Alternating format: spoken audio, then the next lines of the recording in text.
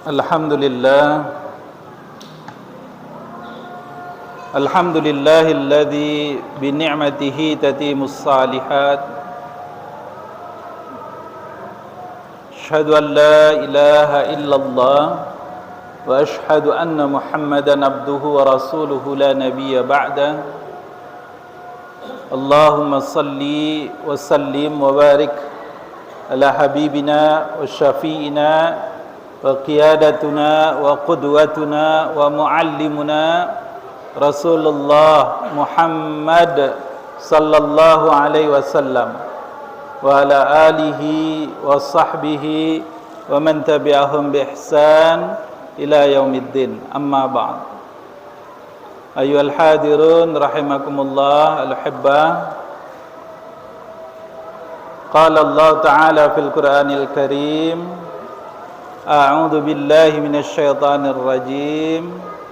Ya ayyuhalladzina amanu taqullaha haqqa tuqatih wa la tamutunna illa wa antum muslimun. Wa qala Rasul sallallahu alaihi wasallam, ittaqullaha haitsu ma kunta. Wa qala aidan, ittaqullaha mastata'tum. Hadirin sidang Jemaah Jumat yang dirahmati Allah, mari di awal khutbah ini kita kembali memanjatkan puji dan syukur kehadirat Allah Subhanahu wa taala atas limpahan nikmat dan karunia-Nya kepada kita yang tidak pernah putus-putusnya, atas segala karunia yang Allah Subhanahu wa taala berikan kepada kita, walaupun kita tidak meminta tetapi Allah terus memberi kepada kita.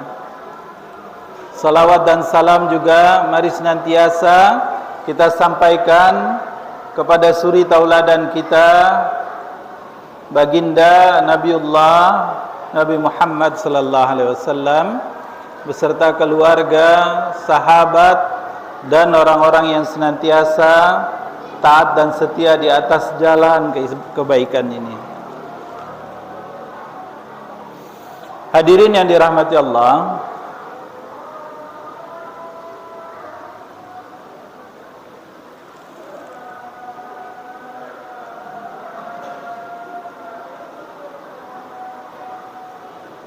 mari pada kesempatan yang baik ini kita mentadabburi salah satu hadis yang disampaikan oleh Nabi sallallahu alaihi wasallam. Hadis ini diriwayatkan oleh Imam Muslim sahih. Nabi sallallahu alaihi wasallam bersabda, "Tuftahu abwabul jannah yaumal isnain wa yaumal khamis." Pintu surga itu Allah Subhanahu wa taala buka pada hari Senin dan hari Kamis. Fayughfaru likulli 'abdin la yusyriku billahi syai'a.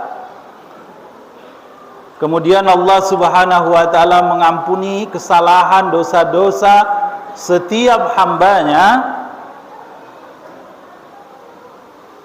Kemudian Allah mengampuni dosa-dosa dan kesalahan setiap hambanya, la yusyriku billahi syai'a, selama dia tidak mempersekutukan Allah Subhanahu wa taala dengan sesuatu apapun. Illa, kata Rasul sallallahu alaihi wasallam, kecuali, artinya ada orang-orang yang tidak Allah ampuni dosa-dosanya. Illa rajulan kanat bainahu wa baina akhihi syahna'u, kata Rasul sallallahu alaihi wasallam. Fayuqalu anziru hadaini hatta yastaliha, anziru hadaini hatta yastaliha, anziru hadaini hatta yastaliha. Kata Rasul sallallahu alaihi wasallam, ada orang, ada rajul, ada rijal, ada orang-orang yang tidak Allah Subhanahu wa taala ampuni dosanya Siapa dia?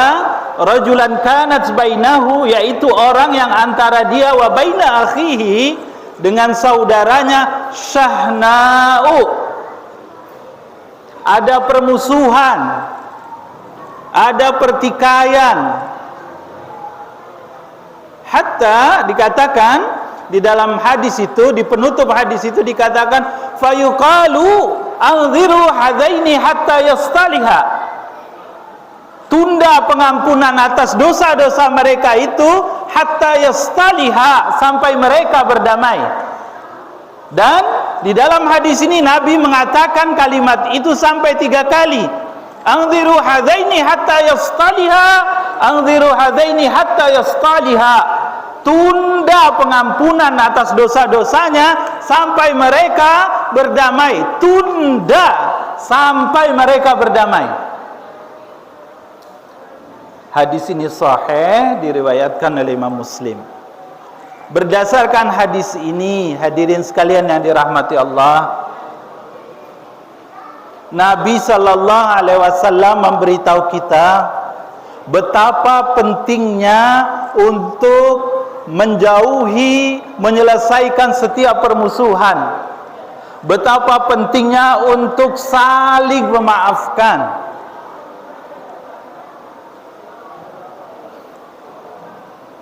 Terkadang kita merasa karena kita sudah memiliki ibadah yang sangat banyak, misalnya wabil khusus contohnya, kita sudah menyelesaikan ibadah puasa selama 1 bulan penuh.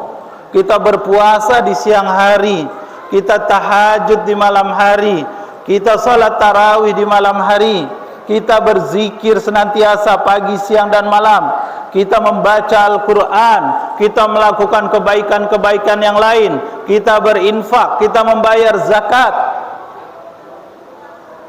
Terkadang kita merasa dengan banyaknya ibadah yang sudah kita lakukan itu, kita merasa bahwa dosa-dosa kita kemudian praktis Allah Subhanahu wa taala ampuni. Rasul mengingatkan lewat hadis ini bahwa hubungan yang baik dengan Allah Subhanahu wa taala saja, hablum minallah yang bagus, tetapi kemudian tidak diikuti dengan hablum minan nas, hubungan dengan sesama yang baik, maka hasil dari hablum minallah itu belum akan kita dapatkan selama kita tidak membangun juga, kita tidak memperbaiki hubungan dengan sesama manusia. Secara khusus di hadis ini diceritakan tentang betapa bermusuhan ketika masih ada seseorang di dalam hati kita yang kita benci kepada dia, kita marah kepada dia, kita bermusuhan kepada dia, kemudian kita tidak maafkan, tidak kita selesaikan urusan itu, maka selama kita tidak memaafkan, selama kita tidak berdamai, maka selama itu pula pengampunan dari Allah Subhanahu wa taala akan ditunda atas dosa-dosa kita. Hadis ini, hadirin yang dirahmati Allah, adalah penguatan, adalah penjelas dari surat Al-A'raf ayat yang ke-199. Ayat ini singkat, tetapi dia berisi tentang pokok-pokok akhlak, usulul fadail fi husnul khuluq, pokok-pokok yang utama dalam akhlak yang mulia. Ayat 199 dari surat Al-A'raf ini bercerita tentang 3 akhlak mulia yang dia menjadi akhlak utama yang harus dimiliki oleh seorang muslim. Dikatakan di dalam ayat itu Allah Subhanahu wa taala berfirman, khudhil af wa'mur bil urfi wa a'rid anil jahilin. Allah berfirman, khudhil af, jadilah kamu pemaaf, wa'mur bil urfi, yang kedua, hendaklah engkau senantiasa memerintahkan kepada kebajikan. Dan yang ketiga, wa'arid anil jahilin, dan berpalinglah dari perilaku-perilaku yang jahil. Ketika ayat ini turun, Nabi SAW bertanya kepada malaikat Jibril, "Mahadza ya Jibril? Apa maksud ayat ini ya Jibril?" Di dalam tafsir dikatakan, pertanyaan Nabi kepada Jibril, kepada malaikat Jibril, menunjukkan betapa kita harus memperhatikan ayat ini. Ayatnya sangat jelas, huzil af, jadilah engkau pemaaf, wa'mur bil urfi, dan senantiasa memerintahkan kepada yang baik, wa'arid anil jahilin, dan jauhilah, tinggalkanlah, berpalinglah dari orang-orang yang jahil. Jelas maknanya. Tetapi Rasul dikatakan tetap bertanya kepada malaikat Jibril, "Mahadza ya Jibril? Apa maksud ayat ini ya Jibril? Apa maksud khuzil af? Apa maksud khuzil af? Jadilah engkau pemaaf." Malaikat Jibril mengatakan, "Inna rabbaka yaqul." Sesungguhnya Rabb kamu mengatakan, sesungguhnya Rabb kamu berkata, yang dimaksud dengan khudil af, yang dimaksud dengan memberi maaf itu adalah, dikatakan di dalam hadis, huwa antasila man qata'aka. Orang khuzil af itu yang pertama adalah menyambung tali silaturrahim dari orang-orang yang qata'aka, dari orang-orang yang memutuskannya.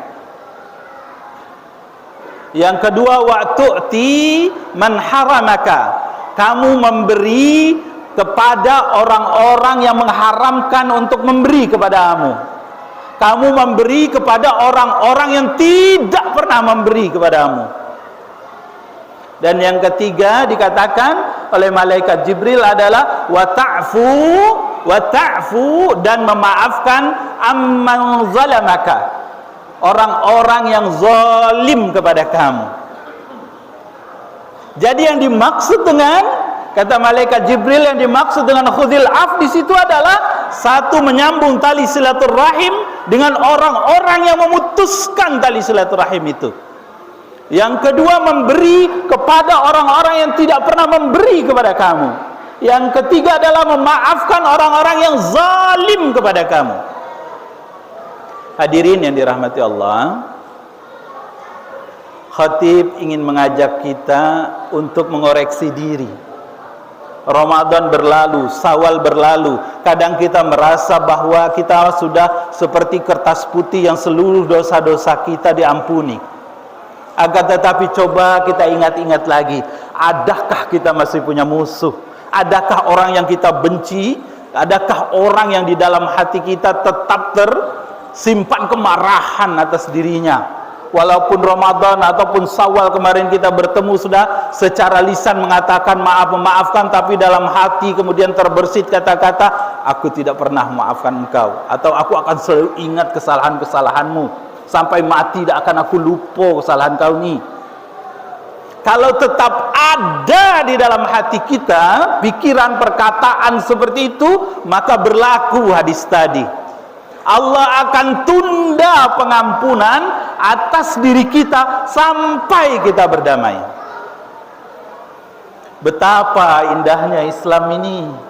Betapa Allah menginginkan kita bertetangga, berkeluarga dalam lingkungan yang kecil atau dalam lingkungan yang besar atau dalam lingkungan yang lebih besar lagi, untuk betul-betul menjaga kebersamaan, membuang jauh-jauh rasa marah, membuang jauh-jauh permusuhan, membuang jauh-jauh pertikaian, dan tidak kita bawa pertikaian itu, kemarahan itu dalam tidur kita. Di dalam kamus Lisanul Arab diterjemahkan apa maksud ayat khuzil af, dan ini yang harus kita pahami. Husnul huluk terkait menjadi pemaaf itu sebetulnya seperti apa?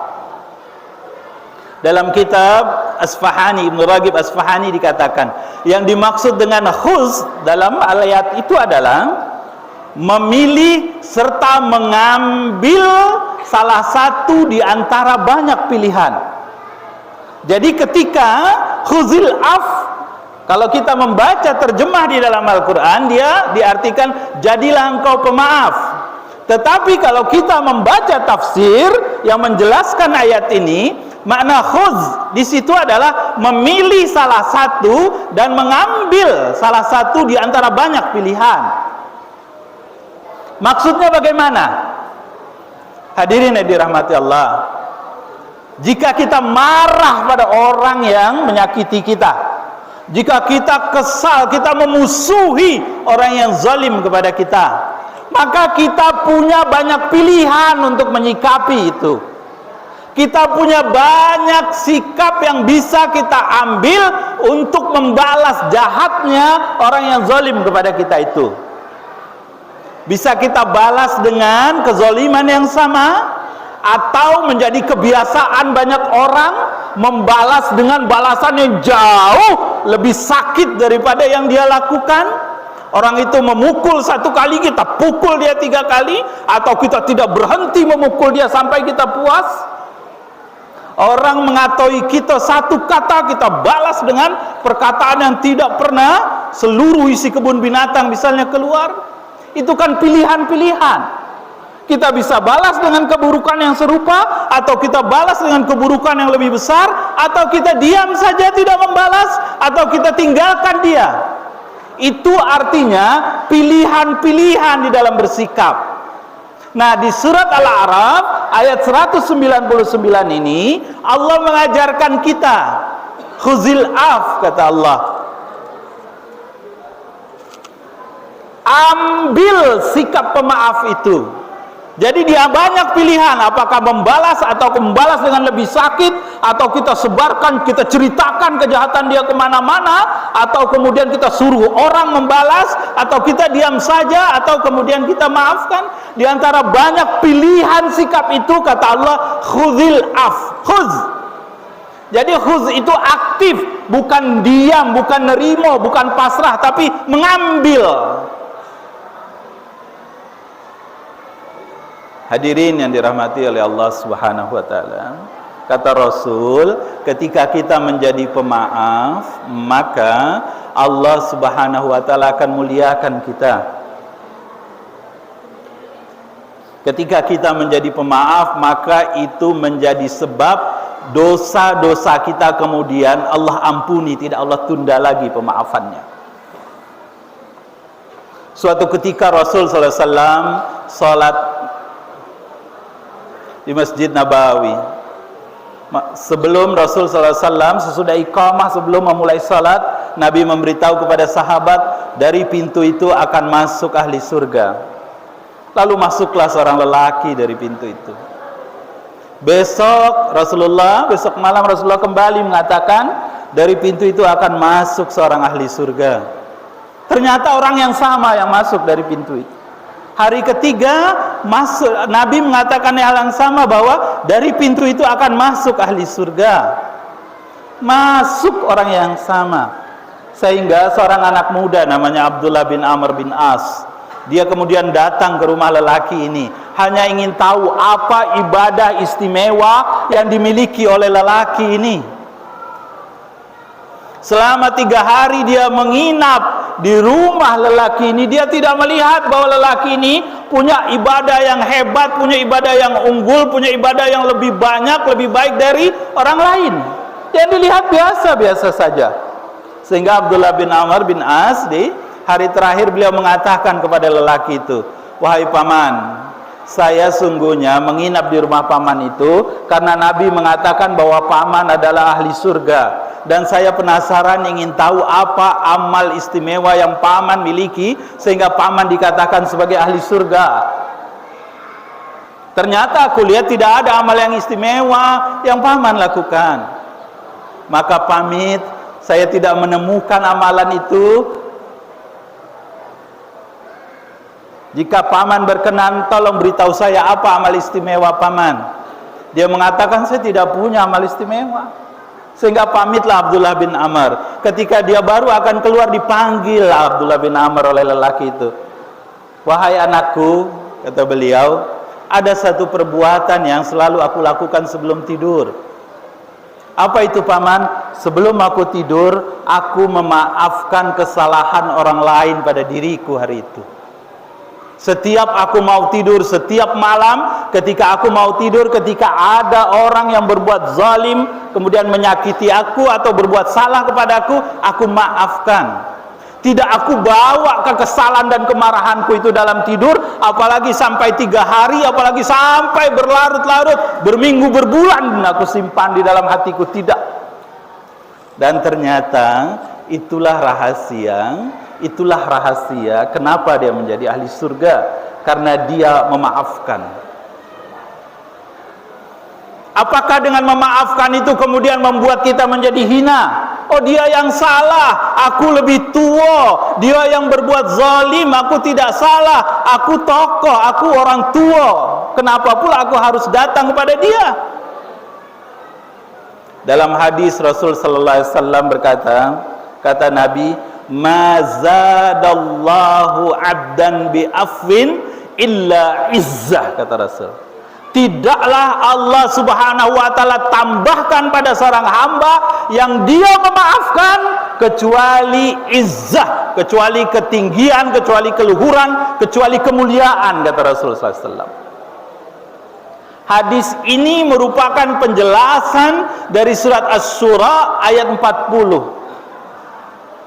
Dalam surat Asy-Syura ayat 40 Allah berfirman, wa jazaa'u sayyi'atin sayyi'atun misluha faman 'afa wa aslaha fa ajruhu 'ala Allah.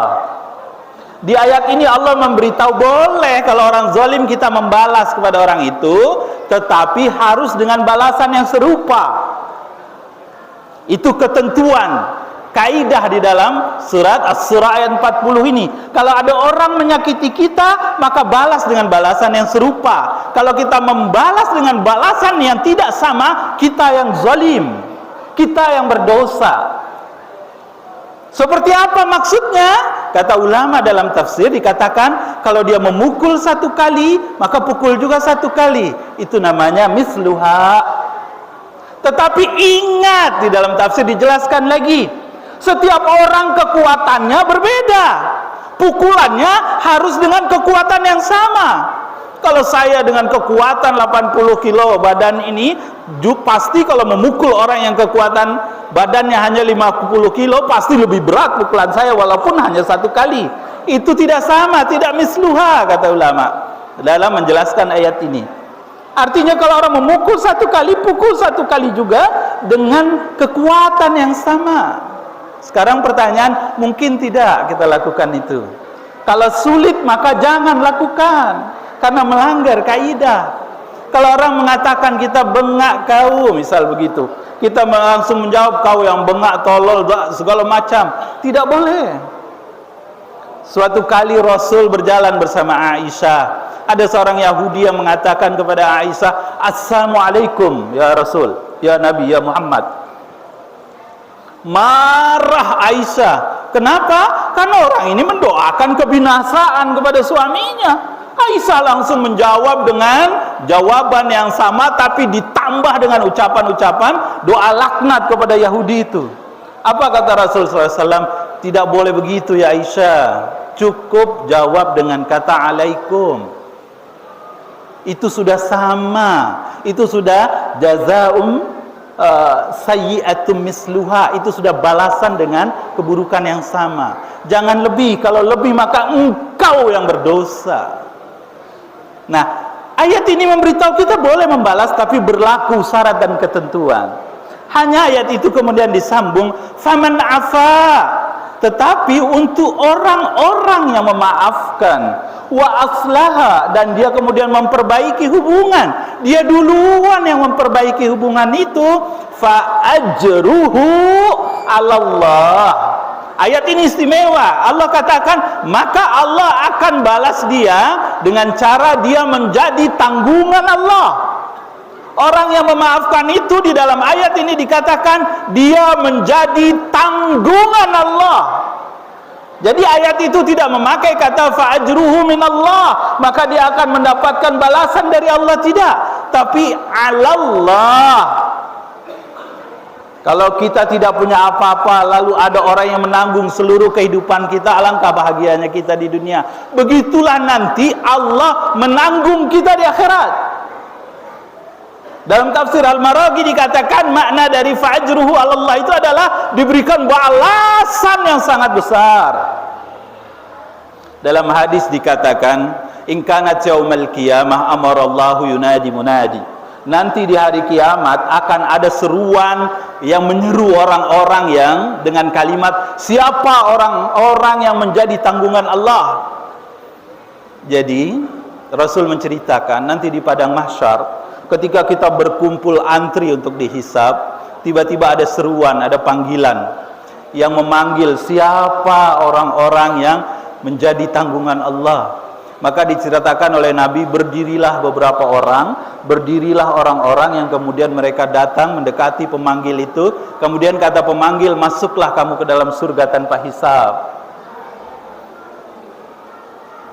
Bertanyalah kemudian penduduk mahsyar waktu itu, siapa dia? Kenapa dia menjadi tanggungan Allah? Maka dijelaskan dengan menggunakan surat Asy-Syura ayat 40 ini. Karena dia memaafkan orang lain yang berbuat salah kepada dia. Hadirin yang dirahmati Allah Subhanahu wa taala, lewat kesempatan yang baik ini, mari khatib mengajak diri sendiri dan kita bersama, kita terapkan ayat ini dalam kehidupan kita sehari-hari. Mari pulang dari sholat Jumat, nanti kita periksa, kita duduk, kita bertenang sebentar, kita ingat-ingat kita masih punya ndak rasa bermusuhan pada orang. Ada orang yang jahat kepada kita, zalim kepada kita, dan kita masih marah kepada dia. Kalau itu ada, berarti dia, perasaan itulah yang menjadi sebab Allah tunda ampunannya untuk kita. Maka khatib mengajak diri sendiri dan kita semua, jika masih ada orang yang kita dapatkan dari hasil perenungan kita itu, maka khuzil af, pilihlah sikap pemaaf. Dia akan menyebabkan kita menjadi mulia. Semoga Allah jadikan kita orang-orang yang pemaaf. Semoga Allah lapangkan hati kita, mudahkan kemudian hati kita untuk memaafkan kesalahan-kesalahan orang lain. Aqulu qauli hadza fastaghfiru innahu huwal ghafurur rahim.